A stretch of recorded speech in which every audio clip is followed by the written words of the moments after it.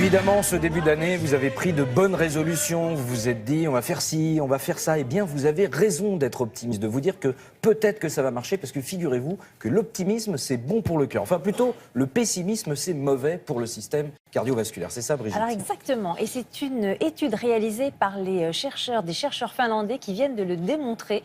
Ils ont suivi pendant 11 années des personnes âgées entre 50 et 76 ans. Au début de l'étude, ils ont fait passer à tous les participants un test psychologique pour savoir si ces personnes étaient optimistes, pessimistes, moyennement optimistes ou pessimistes.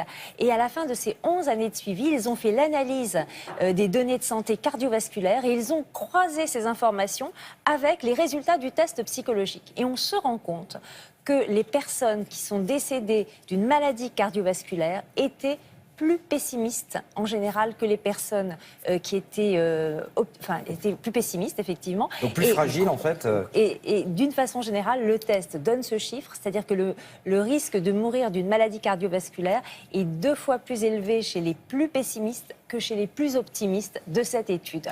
Et les chercheurs nous disent, finalement, on pourrait ranger le pessimisme parmi les autres facteurs de risque cardiovasculaire que sont le diabète, le tabagisme, l'hypertension artérielle ou aussi l'excès de graisse dans le sang. Alors pourquoi finalement le pessimisme est-il à risque cardiovasculaire? Et puis surtout, est-ce qu'on peut préserver son cœur en devenant optimiste? Est-ce qu'on peut passer du pessimisme à l'optimisme? Et vous allez voir, c'est une bonne nouvelle, on peut le faire.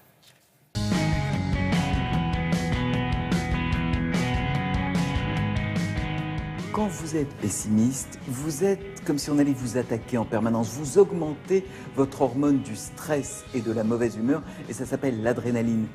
Le coup d'adrénaline, qu'est-ce que ça fait? Ça fait que le cœur bat vite, que la tension monte, que les vaisseaux se contractent, donc on va multiplier les facteurs de risque cardiovasculaire.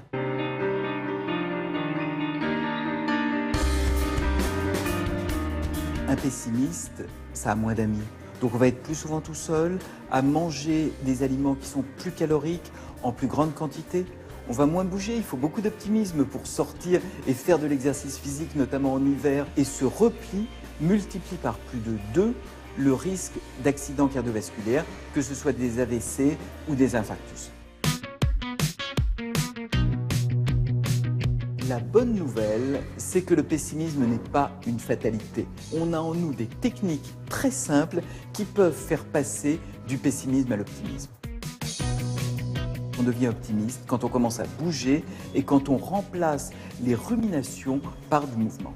Quand on bouge, on diminue l'adrénaline et on va augmenter toutes les hormones de l'optimisme ou de la bonne humeur, comme la sérotonine et les morphines que produit notre cerveau, qui s'appellent les endorphines. Il suffit de marcher pendant 6 minutes pour voir augmenter de 30% son score de bonne humeur et d'optimisme. On vient de s'apercevoir que le simple fait de sourire augmente l'optimisme, diminue la tension, diminue l'adrénaline, ralentit le cœur. Même quand on n'en a pas très envie, sourire de manière un peu forcée est une manière d'être optimiste et de faire du bien à son cœur et à ses vaisseaux. Une équipe de psychologues et de sociologues israéliens a trouvé 5 lettres magiques pour éloigner le pessimisme. PERMA, P pour émotion positive, on cultive ses émotions positives. E pour engagement, quand on défend une cause politique, humanitaire, quelle qu'elle soit, on est plus optimiste. R pour relation, être en relation avec les autres. M pour meaning, sens de la vie, ce qui donne du sens rend optimiste. Et A pour achievement ou réussite, cultiver ses réussites, là aussi c'est une manière de développer son optimisme. Si on met en pratique ces méthodes qui augmentent l'optimisme, on diminue donc le risque d'infarctus, d'accident vasculaire cérébral, on va vivre plus longtemps et en plus notre vie sera plus agréable.